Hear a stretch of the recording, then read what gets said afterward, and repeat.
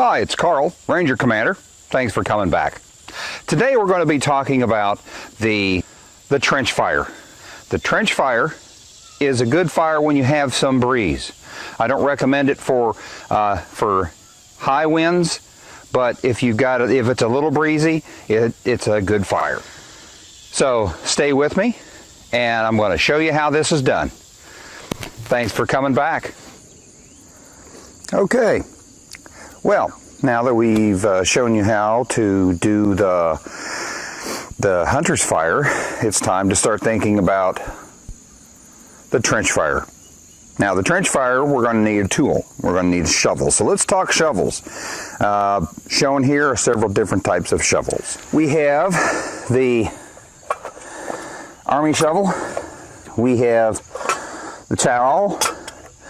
We have the blacksmith shovel. Blacksmith meaning I made it. I'm a blacksmith. The commercial shovel and the stick. So which do you think we should use? Well, you know, you may not have any of those available. You may have to use the stick. So how do you use the stick? Well, let me show you. Earlier, I mentioned batoning. Now, again, batoning is only for a good sturdy knife. You're not going to use a cheap knife or a knife with a rat tail tang. A rat tail tang is where it goes just a little bitty thing. You might see a little nub on the end where it's been peened over, or where there's a pommel or something that's been screwed onto it. Okay, those are not meant for this kind of use or abuse. But, so what I'm going to do, so I'm going to take this and another piece of wood,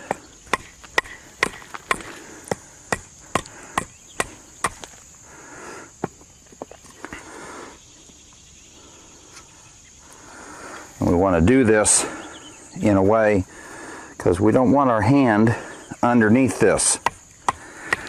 There we go. So I'm going to take that, and I'm going to drive my knife through with that. So let's go to the other end.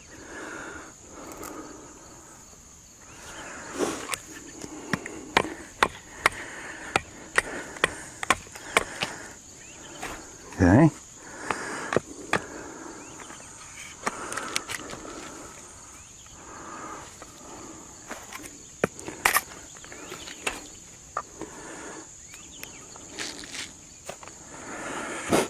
Yeah, I didn't choose a great stick to do this with, did I? All right.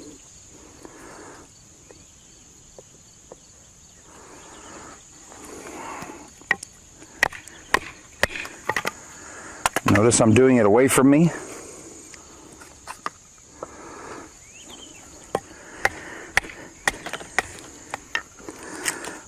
Okay. All right. Well, I have my shovel.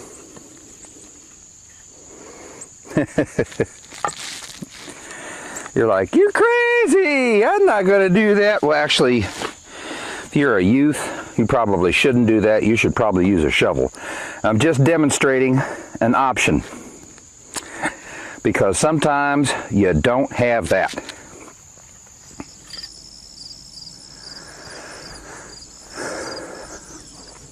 All right, let's take apart the hunter's fire, or the hunter's fire.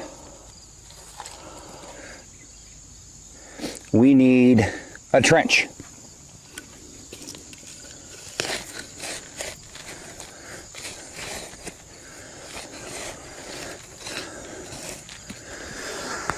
All right, so, it's called a trench fire.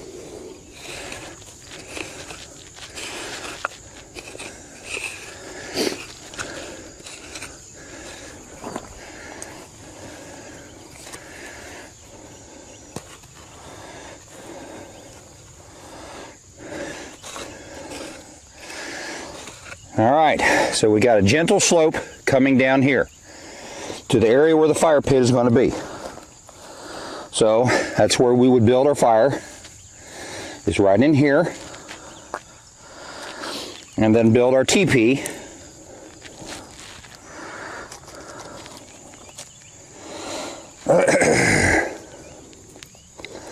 Little pieces of stick with Y are great for that. Then we'll build our teepee here, okay? Once we start our fire, then we are going to need something to lay across here. Now we could use a couple tent pegs. The other thing we could do is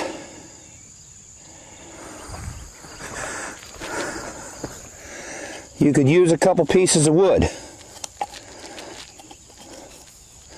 to set your cooking utensils down on top of. Yes, they're going to burn. So add them to the fire after you're finished cooking. But there you have it. There's your trench fire. Let's cover this up. Remember, leave it as good or better than you found it. You don't dig a trench fire and leave it for somebody to trip in.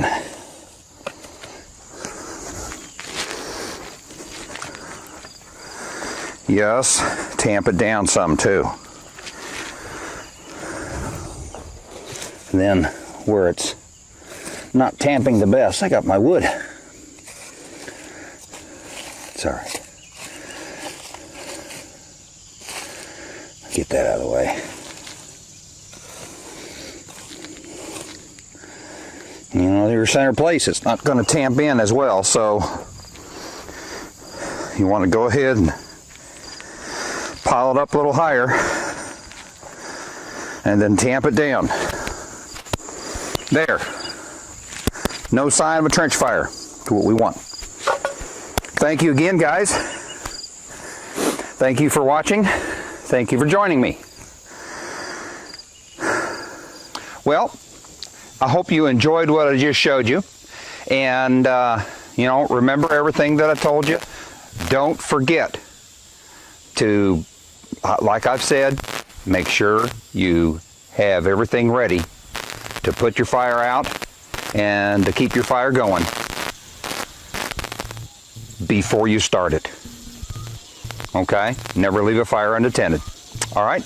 Well, let's have some adventures in camping, and I'll see you next time.